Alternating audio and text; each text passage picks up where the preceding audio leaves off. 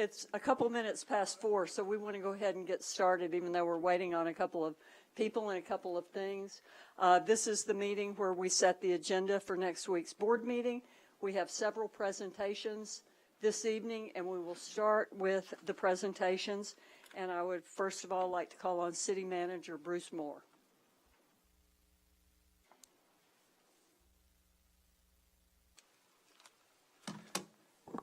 Thank you, Vice Mayor and members of the board. Today we're going to honor Henry Jezierski. I've been practicing that. Henry is in our fleet department. He's a great personality over the years as I've gotten to know him. He's worked for the city for 25 years. His awards and honors include an Automotive Service Excellent Master Mechanic, a Cadillac Gold Master Mechanic. His favorite memory of working for the city, he said, when I started working for the city, we serviced the Chevrolet Caprice for the Little Rock Police Department. Since then, we have went through the Ford Crown Victoria, the Dodge Charger, and now the Ford Inceptor. I've enjoyed the challenge of learning each new unit I have serviced. If I have ever serviced your unit and rebuilt the rear differential, look underneath for my signature smiley face. In his retirement, he's looking forward to making chips, and in November of each year, he plans on going hunting for the various seasons. At this time, let me ask Director of Fleet Services, Willie Hinton, to come forward.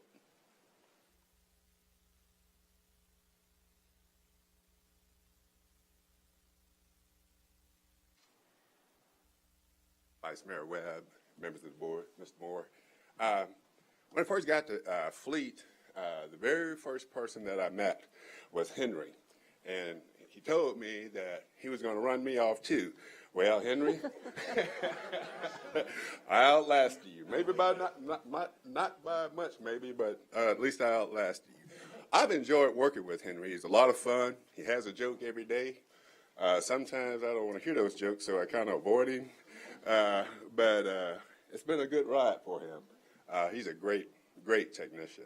And like Mr. Moore said, he's a lot of fun to be around. So, Henry, congratulations. We'll miss you around there, man. Of course, if you want to say anything to us. Henry, on behalf of the city of Little Rock, thank you for 25 years of great service to the citizens and to the employees of the city. Congratulations. Thank you.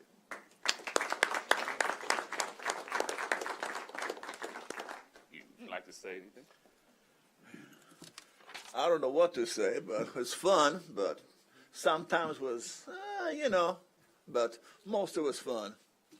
It wasn't fun way to work putting chains on the police cars, because one day I stayed 2 days in there, so, but it's time, unfortunately. I have a question for you. Yeah. When Bruce said what you were going to do when you retire, Bruce, did you say that he was Making going to make chips. chips? Yep. Can you explain that to some of us? What kind of chips? I want to get back into metal work and cutting metal. Okay.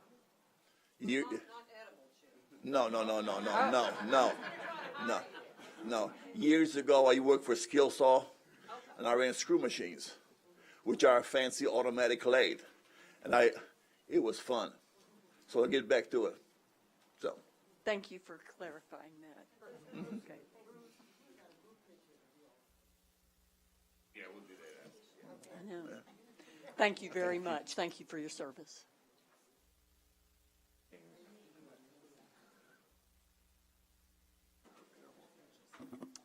Okay. We have another presentation for the Fresh Food Drive presentation.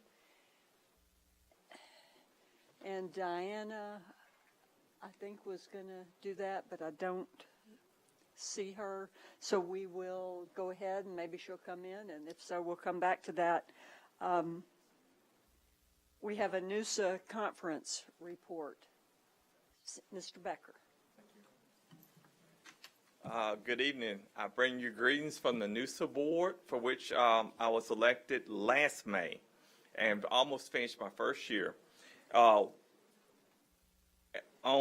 last month, which I'm trying to think, it was a few weeks ago, the city of Little Rock did a presentation requesting that NUSA offer Little Rock the opportunity to host the 2020 conference. We were successful, and it was announced that in the month of May 2020, the National NUSA Conference will be hosted by the city of Little Rock. And that's something that a lot of people, Director Adcock, Team NUSA, and a lot of other members, we have 2 board members, Director Wright and Director Wyrick, who also went with us for the presentation. The NUSA board was highly impressed with the fact that twice before, the city of Little Rock has hosted NUSA, including the last time we hosted NUSA, another city was not able to perform, and we had to come in at the last moment, and people are still talking about what a wonderful conference that was here in Little Rock in the year, I believe it was 2010. And so there are a lot of people looking forward to coming back to Little Rock in 2020. Sandy, can I ask you, how many people were at the conference in Birmingham? 767 registered adults, and it was roughly 120 youth. There was a parallel youth conference that was part of NUSA, and then and that did not take into account that there was probably about 200 volunteers that were not officially a part of that count. So the effect was probably over 1,000 people. Great, thank you. Okay. In this last conference, we had another person from Little Rock. That would be Dwight Pridgeon, this young man up here, run for NUSA board. Not only did he run for the board of the candidates, of which there were 7 official candidates, technically 8, he got the highest vote count of any of them.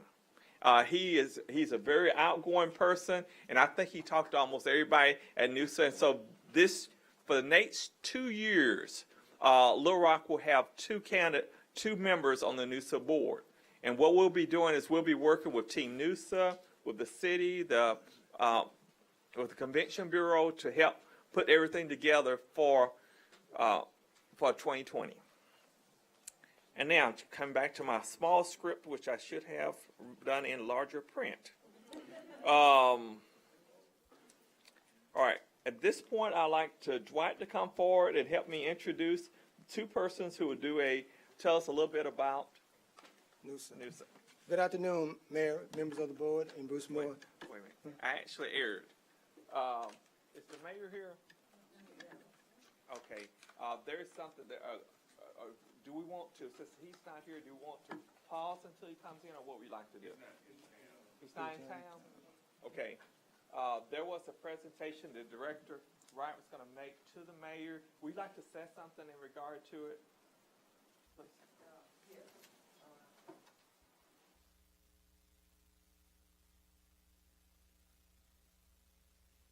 Please. Yes, I think I'm on now.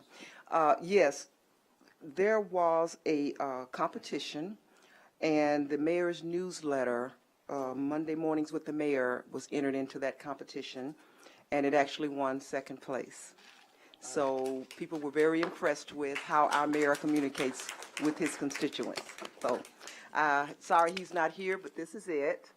I guess, who do I give this to, since I'm not presenting it to him, actually? Kathy, you want it? And we can pass it along to his assistant.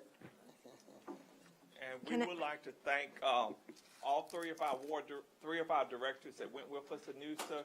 And this was a large team effort, and we appreciate everyone's help. The mayor was scheduled to go, but he was not able to go. And we appreciate all the hard work that he's done, as well as being entered in this. Vice Mayor, Director Wyrick? thank you. I have to say that even though I was on stage when this was presented, this is the first time I've seen it. The idea was that if he got to win this, that Doris and I were going to go on stage and accept the plaque for him in his absence. And so they called his name, and I'm looking for Doris, and she's already ran down the room and is about to go on stage. So I'm thinking, well, you know, I'm kind of late to the game, and everybody kept saying, go on, go on, go on. So I got down there. Doris got this plaque and put it in her purse. I never saw it until today. So I think our pictures were made together, and she was holding it. But it is a very nice plaque, and people were very impressed with his newsletter, and we handed out copies of one of his newsletters, and they were going, we want to do this in our city. So it really is a great award for him. Thank you. Thank you. Okay, now to come back on script, Yes. Dwight. Good afternoon, Vice Mayor, Mayor, and members of the board. I'd like to introduce Dolores Logan, who's the member of Fair Park Residents, and Sadilia Goli, who's the first-time member of the NUSA Conference, also president of Goodwill Neighborhood Association. Good evening, city directors, friends, and neighbors. I'm going to talk about the tour in Birmingham, Alabama. The tour that I went on was bumming the dividing streets of College Hills. In 1940, Center Street in Birmingham, Alabama, divided the blacks and the whites. West side was for the whites, and east side was for the blacks. But as time went on, some black professionals decided to move to the west side. When they moved to the west side, their homes were burned and they were bombed. Then the Center Street was bombed so frequently that it was named Dynamite Hill. The NAACP attorney, Arthur Shores, had a home right on front of Center Street. There's an easel in front of his home with his picture on it and telling the history. His daughter, she yet lives in the house, and she came out and shared with us the bombings that were done to her home. But she yet lives there. And I enjoyed that tour so much. And it's good to be a part of NUSA due to the fact that going from state to state, you become very knowledgeable of the state's history. Thank you. Good evening, Vice Mayor and Board of Directors, and Mr. Bruce Moore, and our guests. My name is Adelia Goulet, have you already heard? And I'm going to give you an overview of what I learned at the conference. It was a very nice conference. The session that I liked it the most was called Complete Streets of Birmingham, The Way Forward. So let's create a complete street that are safe for everyone. For years, streets in the major city has been designed around the needs of the cars rather than those of people. It led to disconnect, unsafe neighborhoods that are hard to navigate and difficult to get around. Complete streets want to change different ways of thinking. One, to allow for safe, convenient, accessible travel for everyone. We want to see more sidewalks for walking, parking, for jogging, bike lanes for cycling. We also want to see more street lights, trees, landscaping, additional transit stops, better wheelchair access for the disabled, and safe route for school for our kids. Put simply, we want to create a connect neighborhood that are safe and convenient for everyone in the community where we live, work, and play. It also says we are complete street. A complete street approach to planning and transportation decision ensures that city streets are safe for users of all ages and abilities. Who benefit from complete streets? Older adults like myself, children, families, people with disabilities, pedestrians, bikers, commuters, everyone.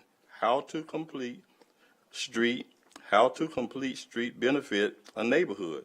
It improves safety, promotes healthier living, supports revitalization, enhances public transportation, and accommodate all residents. Thank you, Thank Mr. you. Goley and Ms. Logan. In closing, I'd like to personally thank the members of Team Noosa that helped me campaign during the Birmingham Conference, and we all are looking forward to 2019 in Palm Springs, California, and quite naturally, in 2020, the city of Little Rock will be hosting the conference, and we're overexcited about doing that. And I'm excited to be working with Sandy Baker for Neighborhood USA Conference in the future. And I'm sure that with me and him on the board of directors, we'll make a big difference for the state of Arkansas as well as the city of Little Rock. Thank you. Congratulations on your election, and thank you to everybody who went and represented us so well.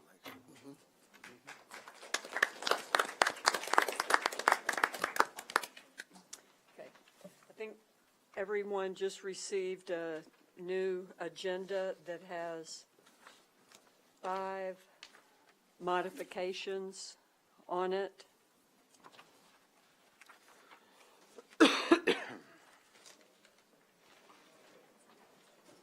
Would anybody like a presentation on any of the modifications?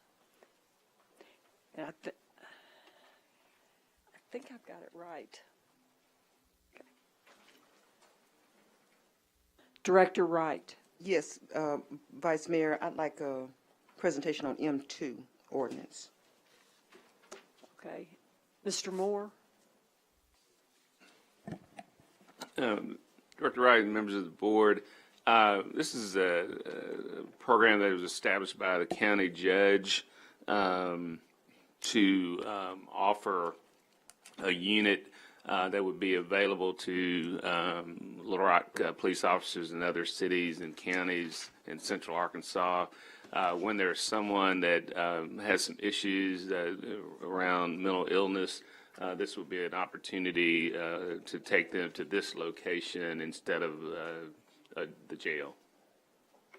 And and this is located, It's going to be over there on Roosevelt Road by the current facility. okay, thank you. I think it's a great opportunity for us in central Arkansas because there were 4 of these pilot programs, I believe, that the governor proposed, and we were glad to get one of the 4. I'm extremely happy to see that we're doing something with that because mental illness, I've just seen so many things in the last 6 months that have just astonished me. And I'm glad that we're moving forward with something, some way, infrastructure to address this issue. Thank you. And just as an FYI, before we go on to others, number 1 and 4 are companion items. Director Wyrick? Well, I was going to ask for a presentation on M2 as well. And then I see that we have M5 ordinance, a discussion. I don't know if it's appropriate to talk about it now or if it should be later on into the agenda. Well, it's a discussion for next week, but if, I would defer to Director Hendricks, I guess, to see about that. I don't think I've seen the latest iteration of the ordinance.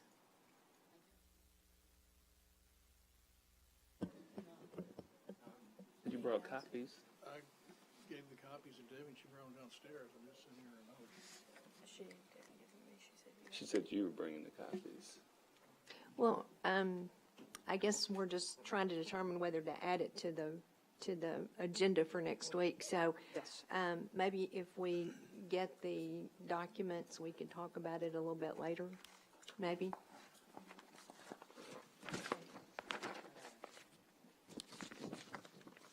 Mr. Director Moore, Hendricks. what's going on? The 19th was the date, and it was supposed to be on the agenda today. The Yes. resolution to deal with that large situation? It is on here to be added to the agenda for the 19th, Director Hendricks. It's, Oh, and I asked that it be separate. and it can be, we're just going through the modification items. That doesn't mean I that can they're if you want me. grouped. Well, I attempted to do that 2 weeks ago, and nobody said a mumbling word, so I didn't think it was necessary for me to waste my time. But I appreciate it. BJ, what were you asking? Well, it's one of the modifications to our agenda. It's M5. It's one of the modifications. We don't have the document that Thomas prepared, and it shows to be a discussion. No. So that's an error. typically, if we have modifications, then we decide whether to add them to the agenda or not. And we know that you wanted it to be on the 19th, but it's showing up as a modification. It's a little curious how that's going on, so. That's an error. That's an error. This was supposed to be on the agenda today as a separate item, and we vote on it next week. Okay. I sent out the agendas on Friday, and you said that the document was not ready, that you and Tom were still working on it. So there was nothing that went out on Friday regarding this ordinance. Bruce, I didn't intend for it to go out on Friday because that's not a practice of this board that things go out on that pony. So why would I be different? Well, that's you know, I fuss about that stuff, discrimination. But Director Hendricks, that's why it's showing up on a modification, because these 5 items didn't go out Friday, and we need them to be on the agenda for the 19th. So anything that didn't go out on Friday, if we're going to add it, I do it as a modification. It's very consistent with how we operate. Now, the courier tells me that I'm about the only one that gets something on Friday. So are you telling me that these board members get something every Friday? That's not so. They get the agenda just like, I mean. I don't get anything on Friday about the board. So what are you talking about? You mean email or the Right. pony? Okay, when you said that, I was thinking of the pony, the man that comes to my door. Okay. You're the only one that still does that. That's correct. Right, but Bruce, what my concern is that today it would be on the agenda. In fact, I sent out notices to the TV stations, the news media, that it would be on the agenda and that we would vote. Well, we've been talking for about the last 2 weeks that we would vote on it on the 19th. And that's what you're going to do. I mean, that's why it's listed here. And this is the venue that you normally say you wanted things separate, and I think you've already indicated that you wanted it separate. So when we send out the agenda on Friday, it will be separate. Okay, so what are we doing today? There's Just supposed discussing to it be a at the one- discussion today. The ordinance was supposed to be here. There was a miscommunication. Did you bring copies, Tom? I made copies, and they're supposed to have already been down here, and we've got people in my office trying to find out where they are to get them down here. I thought they were already here, and I can't get a hold of anybody in my office, which speaks well. But we'll still vote on it on Right. next Tuesday. The ordinance is coming down, and you know, we made some changes as late as yesterday. And that's why it hadn't been actually handed out until then. Okay, but it will be the one that I Right, saw it's the one that last. you approved for a vote on next Tuesday. So we'll look forward to getting it shortly, and then we'll look forward to discussing it and voting on it next week. Yes.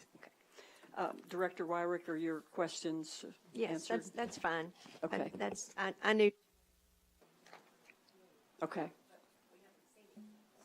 We'll get it in just a minute.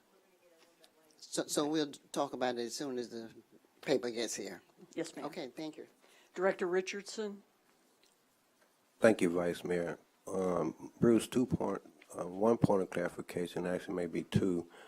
And I wanted to wait on Tom to speak to this. We did have changes. You did request changes yesterday, as late as yesterday. And if I understand the changes correctly, it's going to reduce the number from 10 ward directors down to 7 with the elimination of the 3 at large. Because I think your original one said we're going to have 10 ward directors, and we're going to elect them citywide by 10 different wards. But I think yesterday, you had, am I correct on that, Tom? You want to reduce it to keep it to the 7? Tom, not Tom. This is not Tom's ordinance. It's Irma. I understand, but that was the modification I think that Tom was referencing, or I think that's why it's under the modification part.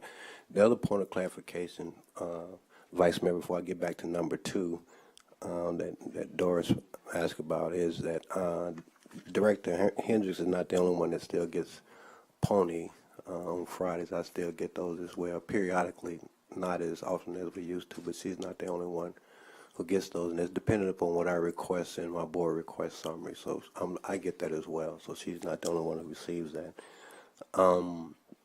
If we're okay with that, Tom, if we have that, I also sent out a series of questions that I presented when this first came up, and I think Tom and Scott had answered them as much as they possibly could based on the information they had at that time, and I think I sent that out to the whole board along with the answers, the questions, and the answers that Tom and Scott had come up with, and I think there's some finality we need to place with those before I think I'm comfortable with moving forward with a yay or nay on this subject. So I don't know, Tom, if we're going to have that today. I'm Could I not putting have any it pressure. before the end of the day? Thank I you. was asked this morning to draft a franchise ordinance. Gotcha. It wasn't on the thing, and to do one. Well, I'm not trying to put any more on your plate, but I know we did have that when this item first came up. There was a series of questions Right. I And we've presented got to the the answers board. to all of those questions. Okay, thank you. So it is complete. Yes. And back on M2, if we're okay with that, Bruce, Chief, what supportive services are going to be provided at that holding center? I don't want to call it a holding center. And what's the duration of the stay for the people that we enter in that program or that facility? Chief So Buckner what's and- two questions, Chief? What are the supportive services going to be offered there, and what will be the duration of the stay of individuals transported there? Vice Mayor, Board, Mr. Moore, Mr. Carpenter. The services is kind of a multidisciplinary team that will provide services, both nurses, social workers, psychologists, and psychiatric techs from the UAMS Psychiatric Research Institute. The maximum stay that one can have in this facility is 96 hours, 4 days. The average stay will be about 24 to 48 hours. And then I think that answers your two questions there. Yeah, well, that leads to one other question, Chief. So if given the maximum stay that you just presented, what would be the plan of action once they're released? Are we going to release them, take them to Well, mental health facilities? you would hope or- to be able to connect them with continuing services that they would have. And then one of the key things that's mentioned here is referrals for housing, but because that certainly is an issue with many of the individuals. And that would be accomplished through MOUs? Memorandum of Our Understanding? MOU is to be a participant in this facility. Thank you, Chief. Okay, I want to make sure we have gotten all the questions asked about the modifications. I know that I requested to hold item 3 separate next week on behalf of a constituent, and a request to do item 5 separately. And because we just went on the modifications.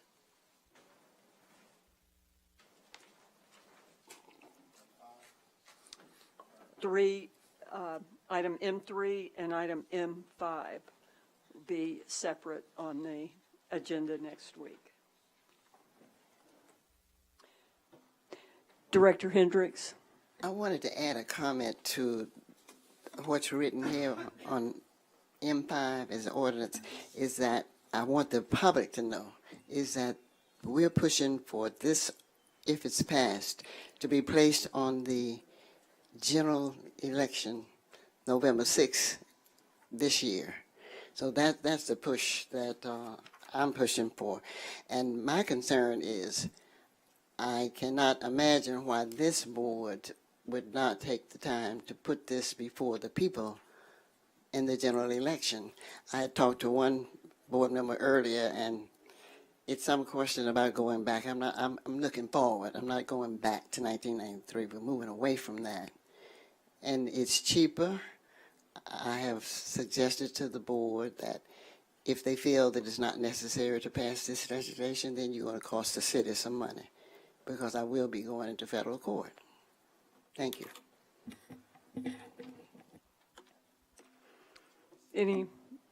Any other comments before we move on to the consent agenda?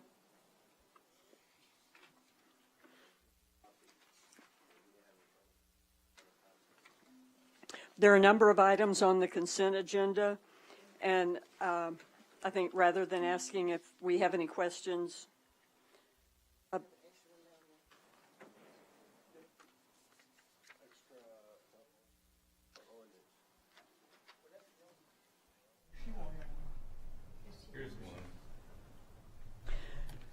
Okay. Any questions on items 1 through 7 on the consent agenda, or any presentations that people would like on items 1 through 7?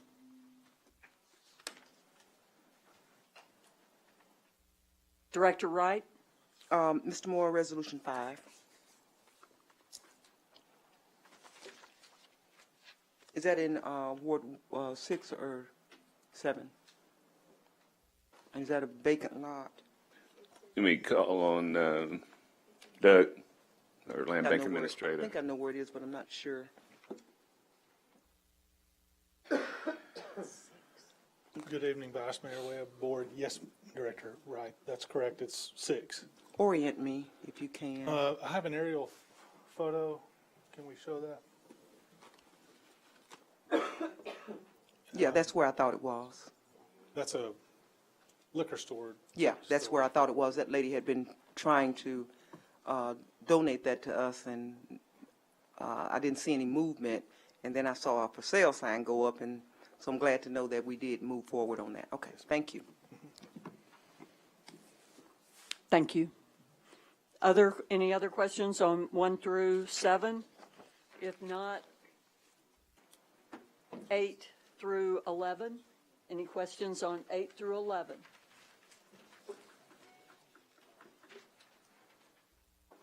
The next set of grouped items are items 12 through 17.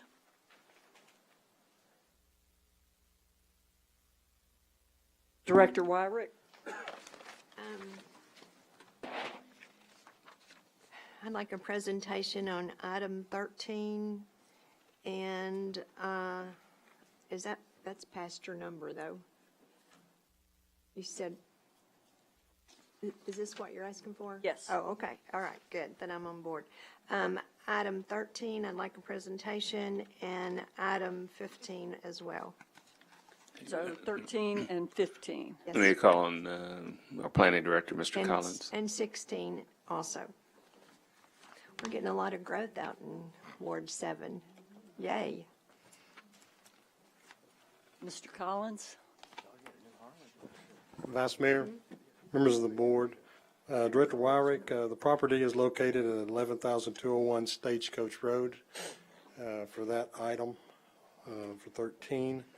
If you look at the zoning map up there, right now the property is currently zoned industrial.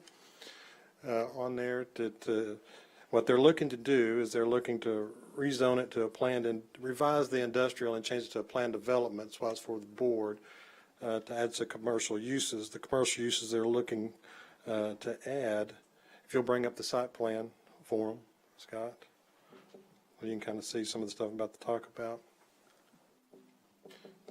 If you look, it's going to have office, commercial in the front, uses, and then mini storage in the back, and it's going to be phased. They're looking to keep C3 general zoning also be allowed use, also to keep light industrial uses, and as described in the back, you can see that the mini storage is going to be added in a later phase as needed. This one also gives them the ability to do excavating ahead of the Yes, there was. work. That is correct. There was an advanced grading request asked, a variance, and granted at the Planning Commission, and that is a variance that is before the board for approval. Okay, and how many acres is this? I forgot. 2.7? 5.57 acres is the total acreage. The back portion of it is going to be detention facilities, because that's the way it generally slopes. Okay, and do we know what types of uses that they're talking about for commercial, have they said? They haven't said what types. Some of the stuff they're looking to add on there is, as described in some of their build-outs, they're going to park some boats and trailers in for that mini storage area in the back temporarily in the graveled area. They've just allotted the mini storage as far as the specific use allowed in there. The other one is just any C3 proposed building use and light industrial use. Okay, does that include liquor stores in that C3? 5.57 acres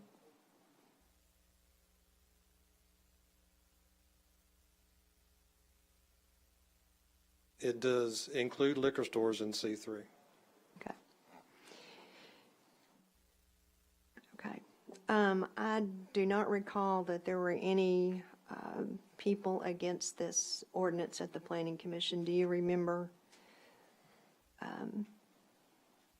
Yeah, there was no registered objectors and That's nobody what I stood thought. out. Okay. Okay. And then item 15, Yes.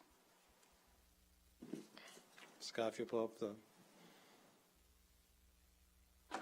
zoning map for it. This is located at 9,222 Stagecoach. It's an existing planned office development. Right now, there's an existing building built and parking in front. You kind of see it in the lower portion closer to Stagecoach. Scott, if you pull up the site plan.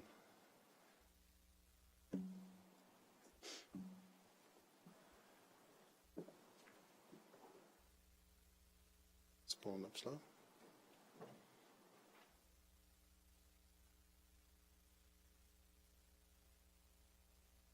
Give it a minute, Scott. Sometimes that loads kind of slow off the.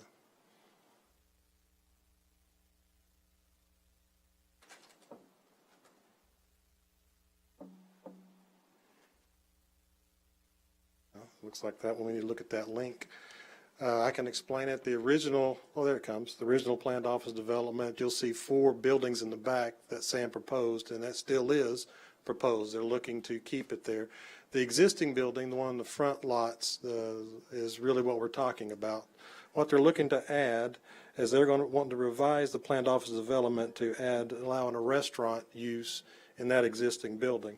Now, the specific restaurant use that they've talked about is for a Papa John's to allow it. They're not going to have any sit-down dining in that. There'll be places to sit, but it'll be for just pickup only. Okay.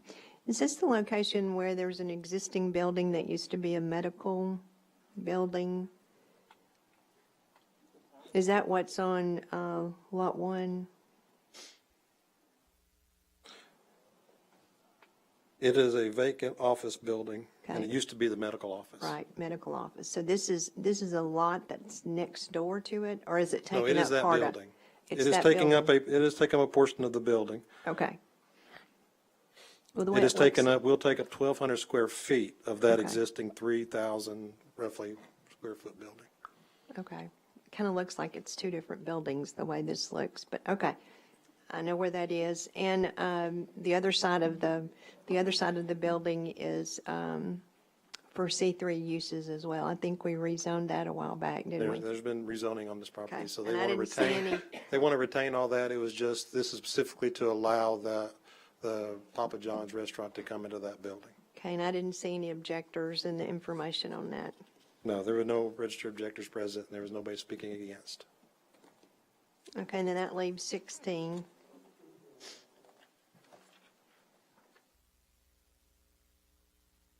Scott, if you'll pull up the zoning.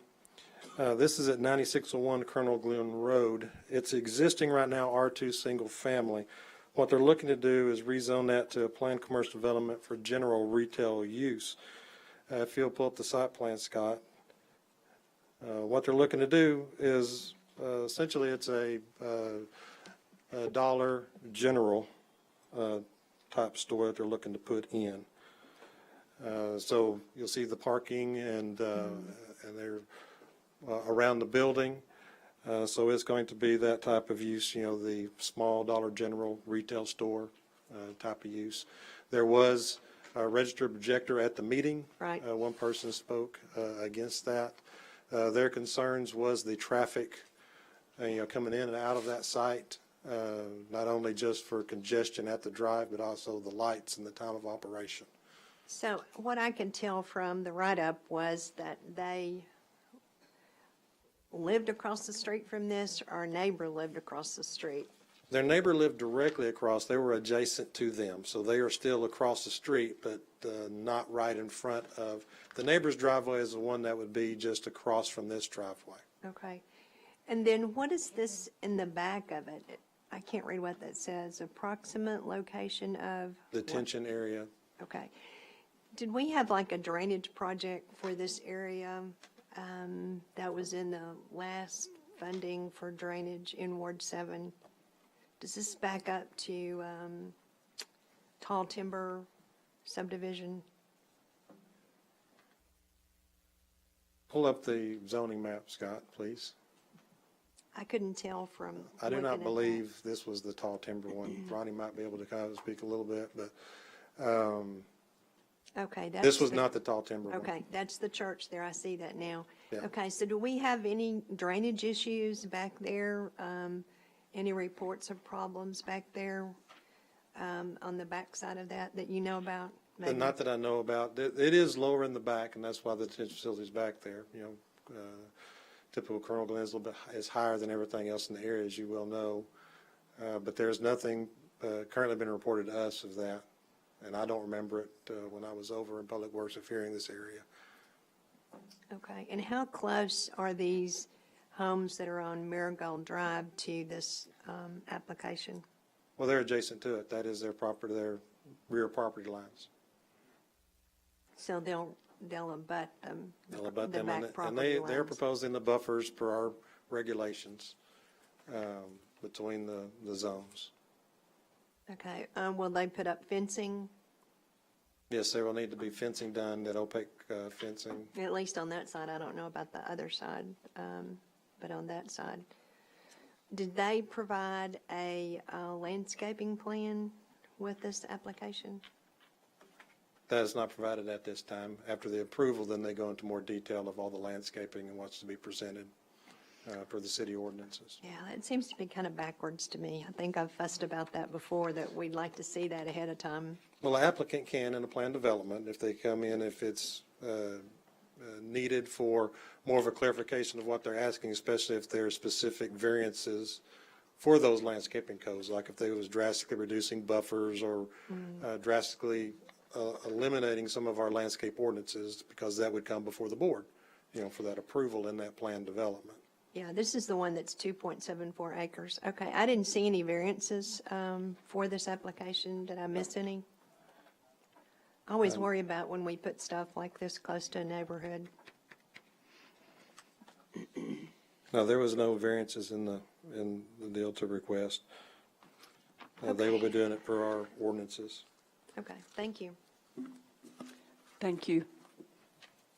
Tom, just for clarification, want to verify that we are throwing away the first Yes. ordinance we got a few minutes ago, and the one that was just passed out is the correct ordinance that we will have next week. Right, and it's got last written on it, and it's because one member of the board of directors found something that I had missed, and so we changed that. Thank you. The change was in the emergency clause, and it was just a change in numbers. Change of a number. Right. Thank you. Item 18. It's not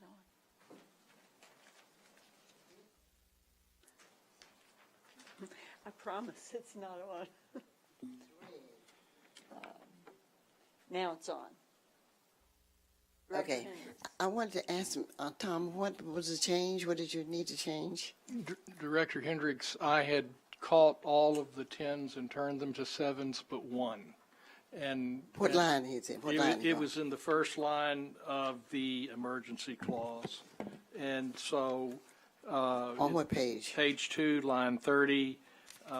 The first draft you got said the ability to elect 10 members, and we changed it to the ability to elect 7 members. Okay. Okay. And I want to let the board know that Tom is not to blame for this, because we had groups of people helping me with this, and I did not give Tom the final change until what, Sunday? When was it, Monday? I think we confirmed it yesterday. Yes, Yeah, ma'am. yesterday. So I don't want anybody to be thinking that it was Tom's mistake. And for me, it was not a mistake. It was that we need to correct what I had given him. Thank you. Tom, you're not going to take the blame for that. Now I'll take it. Thank you. Thank Director. you, Don. Thank you, Thank Director Hendricks. Any questions on item 18?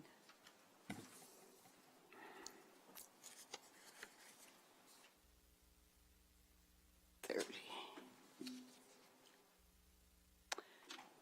Any questions about anything else? If not, 18 could be grouped if you want.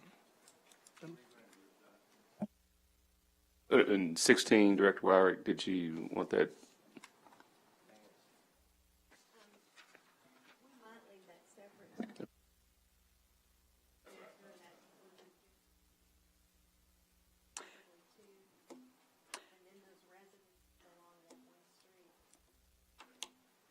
so we'll take 16 separately and we'll put 18 in the grouped items. Okay.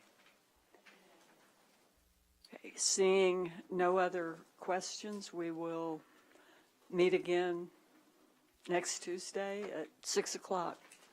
Thank you.